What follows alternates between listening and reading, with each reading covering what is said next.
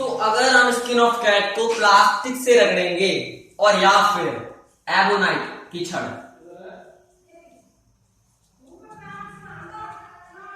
Ebonite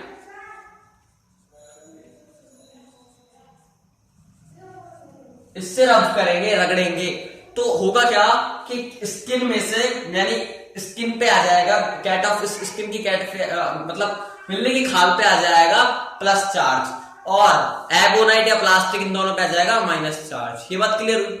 अब अगली चीज पढ़ते हैं इस पे, ठीक है। अब हम लेते हैं ऊनी कपड़ा।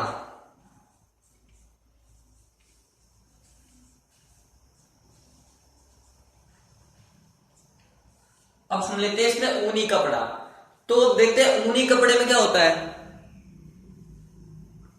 अगर हम ऊनी कपड़े को एम्बर या एबोनाइट या फिर प्लास्टिक या रबर, जैसे या तो ले लो एम्बर, ठीक है, या एबोनाइट,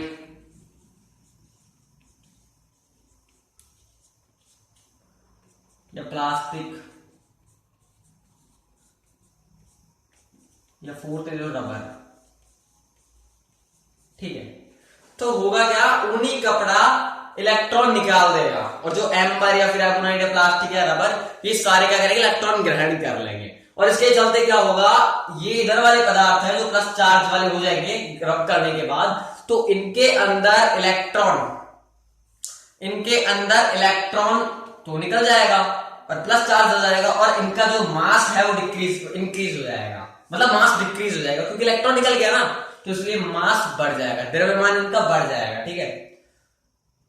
और उसके बाद यहां पे हम बात करें सिल्क या plastic, ebonite, amber, ebonite, rubber, तो इनके अंदर क्या होगा, इलेक्ट्रॉन आ जाएगा, क्योंकि भाई ये जो पदार्थ है वो इलेक्ट्रॉन त्याग रहे हैं और ये जो पदार्थ है वो इलेक्ट्रॉन ग्रहण कर रहे हैं, तो इनका द्रव्यमान क्या होगा, इंक्रीज हो जाएगा, मास इंक्रीज, और इनका मास क्या हो जाएगा, डिक्रीज, ठीक है। ये बात यहां पे क्लियर हुई।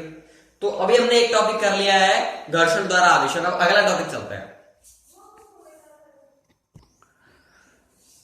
अब हम पढ़ेंगे चालन द्वारा आवेशन। तो देखो, चालन द्वारा जब हम किसी भी चीज को आवेशित करेंगे प्लस चार्ज में या माइनस चार्ज में, तो उसके अंदर हमको करना क्या होगा एक्चुअली में, कि हम पहले कंडीशन तो ये होगी, हमको एक कंडक्टर ही लेना पड़ेगा, मतलब चालक पदार्थ, ठीक है। अगर हम चालन द्वारा आवेशन करेंगे, इसको स्पर्श द्वारा भी आवेशन बोल सकते हैं, तो हमको ये चीज सिर्फ चालक पदार्थ में ही अप्लाई हो सकती है, ओके, ठीक है। अब सेकंड बात आती है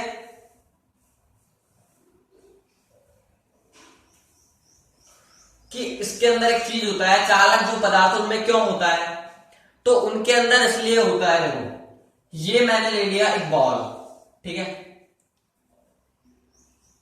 जो रबर का बना हुआ है। अब मैं इस पे एक, जैसे कोई भी वस्तु है जो प्लस चार्जित है या धनावेशित है, ऋणावेशित, अभी मैं यहाँ पे एक धनावेशित वस्तु को लेकर के आया, उसके टच करवाया मैंने, ठीक है, ये प्लस चार्ज मैटर है या वस्तु है, ठीक है। अब मैंने इसको उसके टच कराया, तो होगा क्या कि इसमें इलेक्ट्रॉन यहां पे आ जाएगा, ठीक है, यहां पे आ जाएगा, थोड़ा सा बस यहां पे आएगा, यहां पे आएगा, यहां पे आ जाएगा, बट इस पूरे के अंदर इलेक्ट्रॉन नहीं फैलेगा। जिस स्थान पे हमने टच कराया उसके अंदर तो हो जाएगा, बट अब हम इसके चारों तरफ करवा सकते हैं, बट इसके जो अंदर का स्पेस है उसके अंदर आप प्लस चार्ज कहां से लाओगे, तो प्लस चार्ज नहीं होगा, अंदर से बाहर से होगा, ठीक है। तो इसलिए हम रबर में या फिर जो कुचालक पदार्थ है उनके अंदर इस विधि को अप्लाई नहीं कर सकते। अब देखो, चालक पदार्थ में ऐसा क्या होता है, पहली चीज तो चालक पदार्थ की होती है कि अगर आप ये चालक पदार्थ लोगे और आप यहाँ पे इलेक्ट्रॉन डालोगे तो वो इलेक्ट्रॉन हर जगह फैल जाएंगे, जैसे यहीं से आप डाल रहे हो, यहाँ से इलेक्ट्रॉन आप एग्जिस्ट करा रहे हो उसके अंदर, तो इलेक्ट्रॉन हर जगह फैलना स्टार्ट हो जाएगा। पहली चीज तो ये, अगर आप दो चालक पदार्थों को लेते हो और आप यहाँ पे इलेक्ट्रॉन डालते हो, तो वो दोनों चालक कुछ ऐसे बर्ताव करेंगे, दोनों एक ही हो, दोनों नहीं, सिर्फ ये एक ही चालक पदार्थ हो। अगर दो चालक पदार्थ को आप जोड़ोगे, टच कराओगे, तो एक ही चालक पदार्थ की तरह व्यवहार करेंगे, ठीक है। तो यहाँ पे भी इलेक्ट्रॉन आना शुरू हो जाएगा जहां से टच हो रहा है, ठीक है। इसलिए हम रबर को ले सकते हैं, क्योंकि इसमें क्या है, चारों तरफ फैलेगा नहीं, ये एक ही चालक पदार्थ की तरह व्यवहार नहीं करेंगे, लेकिन इसमें क्या होगा, ये दोनों चालक पदार्थ की तरह व्यवहार करने लग जाएंगे। तो इसलिए इस विधि को इस पे अप्लाई नहीं कर सकते, इस पे अप्लाई करेंगे। और अब मैं बताऊं ये विधि है क्या।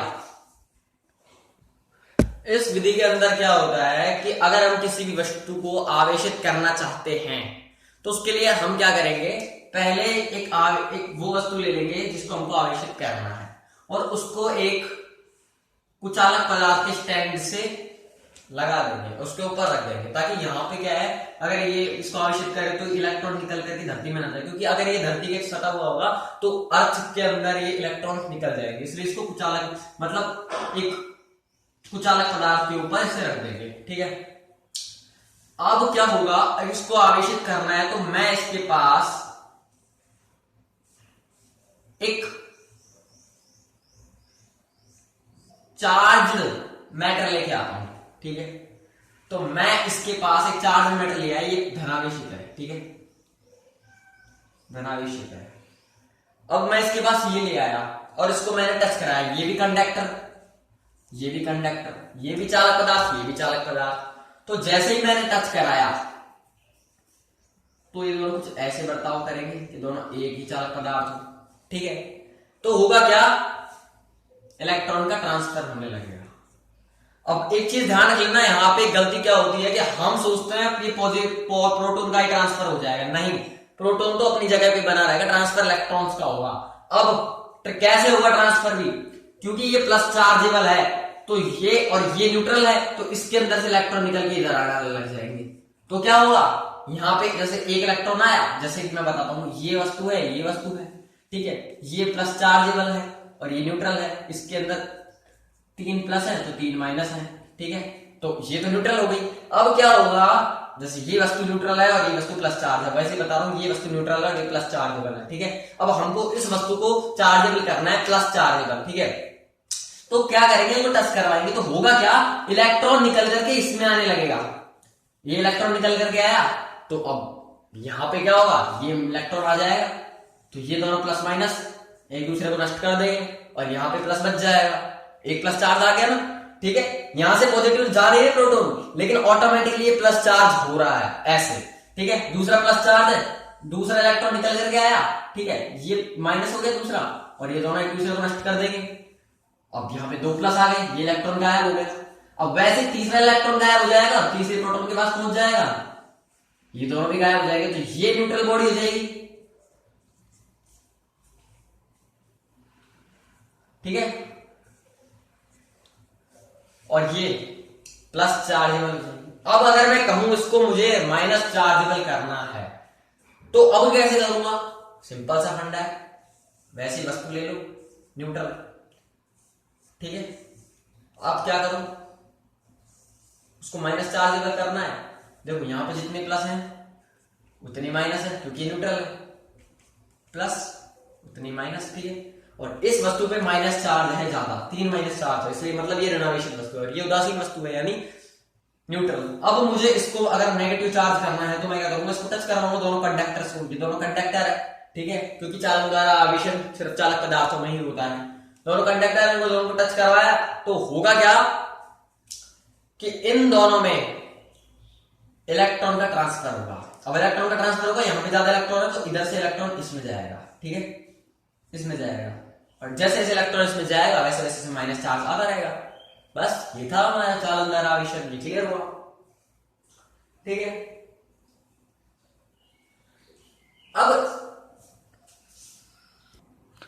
अब एक बात निकल करके आती है कि चालन द्वारा हम अगर किसी वस्तु को आवेशित करते हैं तो फिर हमें कैसे पता लगेगा किसके अंदर कितना चार्ज बटेगा। तो दोस्तों ये एक पर्टिकुलर इसका कोई लैंग्वेज है, फॉर्मूला या लॉ है नहीं, बट एक सिचुएशन है। अगर ये सिचुएशन होती है कि ये एक कंडक्टर है और ये एक कंडक्टर है, सपोज दैट ये माइनस चार्जेबल है और ये उदासीन है यानी न्यूट्रल है, और अगर इन दोनों का साइड्स यानी कि साइड्स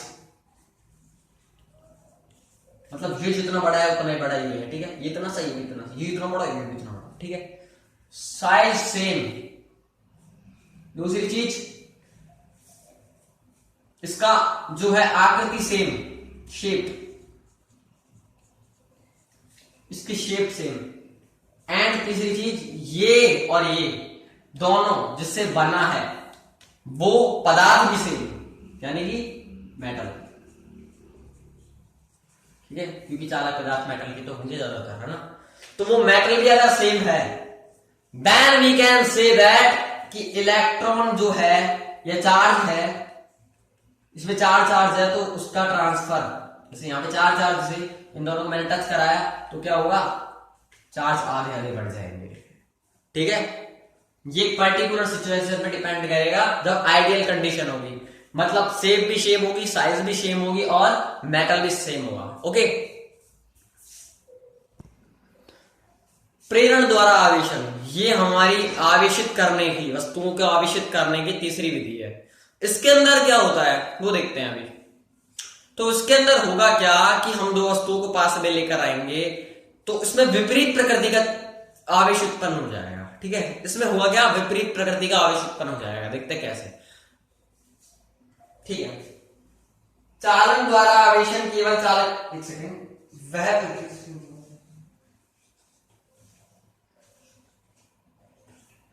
ये वह विधि है जिसके अंदर क्या होगा, आवेशित वस्तु को अनावेशित वस्तु पर बिना टच कराए, बिना संपर्क में लाए, मतलब हवाई हवा में काम होगा इसमें। ठीक है, हवाई हवा में टच हुआ नहीं, बिना संपर्क में लाए, जैसे सस्ती में माइनस चार्ज है तो उसका विपरीत चार्ज यानी कि इसमें प्लस चार्ज जनरेट हो जाएगा।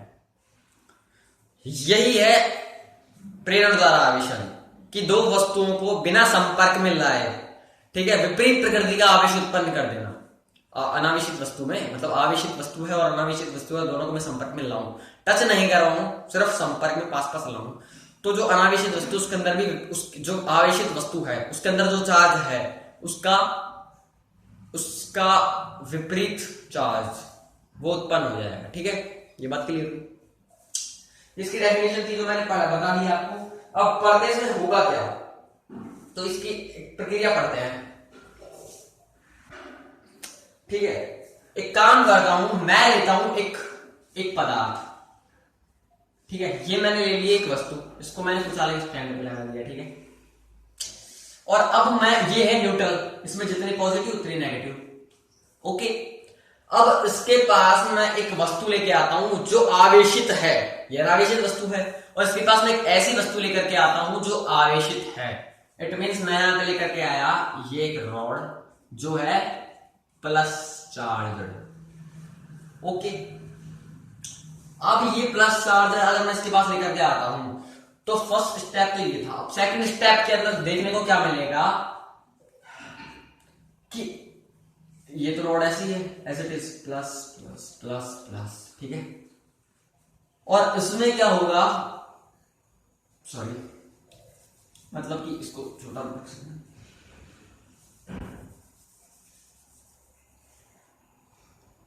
ये जो वस्तु है, अब देखो आपको पता है प्लस चार्ज किसको अट्रैक्ट करेगा, माइनस चार्ज को, और किसको रिपेल करेगा, प्लस चार्ज को।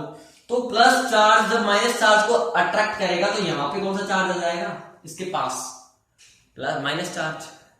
ठीक है, और ये जिस चार्ज को रिपेल कर रहा है यानी प्रतिकर्षित कर रहा है वो चार्ज कौन सा है, प्लस चार्ज, तो वो एक इधर साइड में सिमट जाएगा। ओके, अब अभी तक तो ये कहानी खत्म नहीं हुई, अभी तक कोई चार्ज नहीं हुआ। ठीक है, अब अगला स्टेप क्या आता है, थर्ड स्टेप पे हम क्या करते हैं कि ये रॉड है प्लस चार्ज और ये वो है मेटल, ये कुछ अलग स्टैंड है। ठीक है, तो थर्ड पे क्या होगा, हम एक वायर लेते हैं उसको अर्थ पे डाल देते हैं, अर्थ पे। तो उससे क्या होगा कि देखो ये जो है इलेक्ट्रॉन्स, ये तो इनके साथ बंधे हुए हैं, ठीक है, जुड़े हुए नहीं है, लेकिन एक आकर्षण के कारण खींचे हुए हैं। मतलब ये जो प्रोटॉन है, ये पॉजिट्रॉन इसको खींच नहीं पाएगा क्योंकि ये इन प्रोटॉन के साथ थोड़ा अट्रैक्ट हो गए, और क्योंकि ये इसके पास भी नहीं आ पाएगा क्योंकि ये जो है पॉजिट्रॉन, ये प्रोटॉन, ये इसको रिपेल कर रहे हैं, इस प्लस को। ठीक है, तो इसमें क्या होता है कि अर्थ से अगर हम कनेक्ट कर देते हैं तो क्या होगा, इलेक्ट्रॉन, क्योंकि ये इलेक्ट्रॉन को खींचेंगे तो इलेक्ट्रॉन अर्थ में से आके और इसके पास आ जाएंगे वापस। ठीक है, तो दो पॉजिट्रॉन है, दो प्रोटॉन है, तो दो ही इलेक्ट्रॉन आ पाएंगे, क्योंकि दोनों एक खींचेगा एक इलेक्ट्रॉन को, दूसरा भी एक एक इलेक्ट्रॉन को खींचेगा, तो दो इलेक्ट्रॉन आ जाएंगे। तो दोनों इलेक्ट्रॉन और दोनों पॉजिट्रॉन हो जाएंगे कैंसल। तो इस पे कौन सा चार्ज आ जाएगा? Minus charge. अब इसको हम हटा लेंगे अगर छड़ को, तो ये बॉडी कैसी हो जाएगी? Minus charge. समझे? अब अगर मुझे इसको क्या करना है? प्लस चार्ज, तो क्या करूंगा मैं? यहां पे लेके आऊंगा माइनस, क्योंकि विपरीत प्रकृति का चार्ज आता है इसमें, ये बात ध्यान रख लेना। तो माइनस लेकर के आऊंगा तो होगा क्या? माइनस लेकर के आऊंगा तो माइनस अट्रैक्ट किसको करेगा? प्लस को। रिपेल किसको करेगा? माइनस को। ठीक है, तो उसमें क्या हो जाएगा? ऐसी सिचुएशन आ जाएगी कि प्लस अट्रैक्ट कर लिया माइनस को, रिपेल कर दिया प्लस को। सॉरी, यहां पे तो माइनस है ना, एक सेकंड में दोबारा बढ़ा देता हूं। इसकी डेफिनेशन के अनुसार हमने भी पढ़ा था कि हम दो वस्तुओं को लिए, एक प्लस थी और दूसरी न्यूट्रल थी, और हमने उसमें माइनस चार्ज उत्पन्न कर दिया और प्लस चार्ज वाली वस्तु को उसके टच भी नहीं करवाया। ठीक है, तो अब आपके दिमाग में सवाल आ रहा होगा कि माइनस चार्ज कैसे करेंगे, क्योंकि जो प्रोटॉन है वो तो मतलब हमने माइनस चार्ज तो कर दिया, लेकिन प्लस चार्ज कैसे करें? तो उसके लिए दोस्तों सिंपल सा फंडा है। आप ये ले लो दो वस्तु, ये है न्यूट्रल, मतलब जितने प्रोटॉन उतने इलेक्ट्रॉन, और ये है माइनस चार्ज वस्तु। ठीक है, अब आप इसको टच कराओगे तो होगा क्या? मतलब पास पास लेकर के आओगे तो होगा क्या? जो माइनस है वो तो रिपेल हो जाएगा, प्रतिकर्षित, और प्लस अट्रैक्ट होगा। मतलब इसकी जगह मैं ये ले लेता हूं, सॉरी। अरे सर, क्या गलती कर रहे हो बार बार, मतलब बार बार मिटाए जा रहे हो, समझ भी नहीं आ रहा। अरे देखो, इंटरेस्ट आएगा। ठीक है, ये मैंने ले ली माइनस चार्ज वस्तु। ठीक है, अब मैं इसको बिल्कुल पास लेकर के आता हूं, तो अगर पास लेकर के आया तो क्या होगा? ये माइनस चार्ज वस्तु है, इसको पास लेकर के आया तो क्या होगा? माइनस चार्ज इस प्लस को अट्रैक्ट कर लेगा, तो प्लस इसके आसपास आ जाएगा और माइनस को रिपेल कर देगा, माइनस दूर भाग।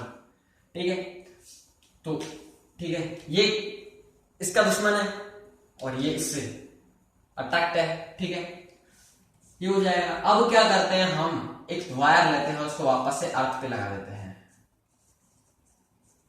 तो अब क्या होगा? ये इलेक्ट्रॉन ही निकल जाएंगे।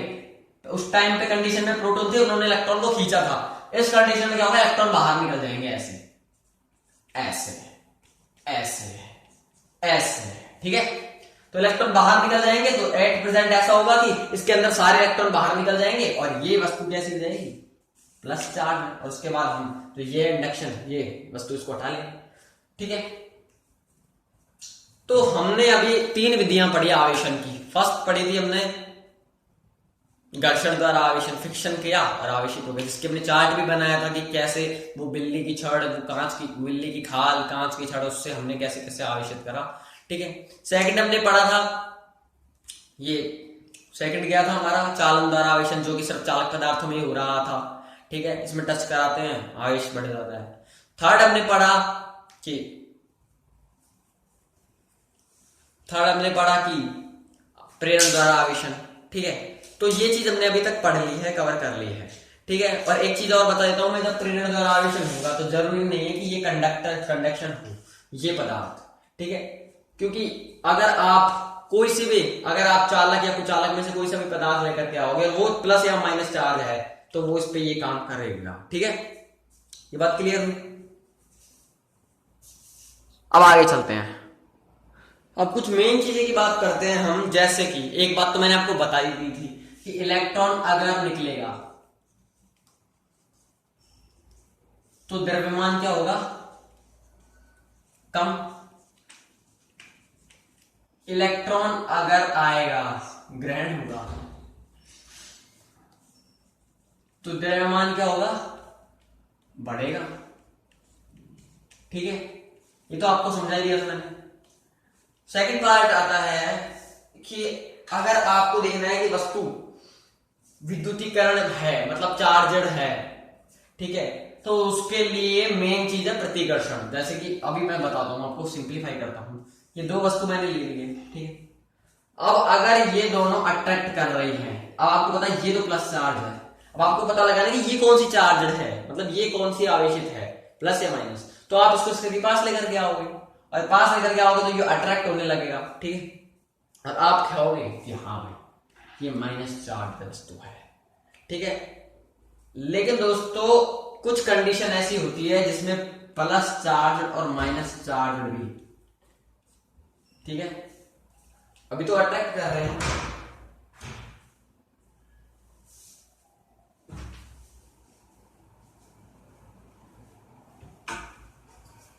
ठीक है। तो आप ऐसे पता लगा सकते हो। थर्ड बात, तो इसके अंदर जो विद्युतीकरण का सही प्रतिकर्षण है, ना कि आकर्षण। लेकिन अगर, क्योंकि कभी कभी क्या होता है कि जो असमान चार्ज है उनके बीच में भी आकर्षण हो सकता है, क्योंकि उनके नाभिक से और इलेक्ट्रॉन के मध्य से आकर्षण हो सकता है, ठीक है। लेकिन अगर जो इसलिए बट अगर आपको पता लगाना है कि विद्युतीकरण का सही क्या है तरीका, तो वो है रिपल्शन यानी प्रतिकर्षण। क्योंकि प्रतिकर्षण अगर हुआ तो आप समझ जाना कि ये विपरीत चार्ज है, ठीक है। अब एक बात और आती है कि हम आवेशों का मान किससे निकाल सकते हैं। तो दोस्तों एक आता है स्वर्णपत्र विद्युतदर्शी, या तो हम ले सकते हैं स्वर्णपत्र विद्युतदर्शी,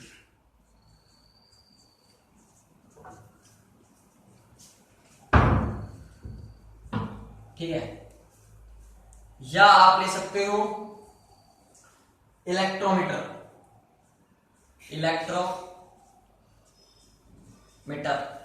ठीक है, या ले तो वोल्टामीटर।